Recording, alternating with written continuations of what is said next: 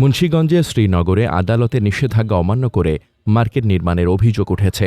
এ ঘটনায় এলাকায় চাঞ্চল্যের সৃষ্টি হয়েছে।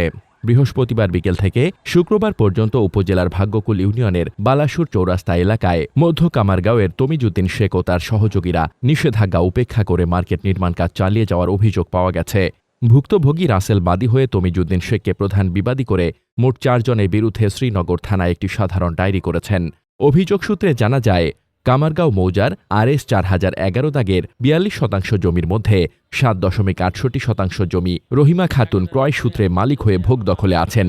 কিন্তু মৃত আনিস শেখের ছেলে তমিজউদ্দিন শেখ, জাহাঙ্গীর শেখ, আলমগীর শেখ ও তারেক শেখ জোরপূর্বক ওই সম্পত্তি দখলের চেষ্টা চালাচ্ছেন। এ নিয়ে ভুক্তভোগী আদালতে মোকদ্দমা দায়ের করলে আদালত উভয় পক্ষকে স্থিতাবস্থা বজায় রাখার নির্দেশ দেন। কিন্তু বৃহস্পতিবার থেকে পুনরায় নির্মাণ শুরু হলে ভুক্তভোগী বাধা দিলে তাকে হুমকি দেওয়া হয়। অভিযোগ রয়েছে, তাকে মারধরের চেষ্টা করা হয় এবং ভবিষ্যতে খুন জখমের হুমকিও দেওয়া হয়েছে। অভিযোগের বিষয়ে তমিজউদ্দিন শেখ বলেন, আমরা আদালতের নিষেধাজ্ঞা অমান্য করে কোনো কাজ করছি না। শ্রীনগর থানার SI হাবিবুর রহমান বলেন, আদালতের নির্দেশনার প্রেক্ষিতে ঘটনাস্থলে গিয়ে উভয় পক্ষকে নির্মাণ কাজ বন্ধ রাখতে বলা হয়েছে। আদালতের নিষেধাজ্ঞা অমান্য করে প্রকাশ্যে নির্মাণ কাজ চালানোর এ ঘটনা এলাকায় ব্যাপক আলোচনার জন্ম দিয়েছে।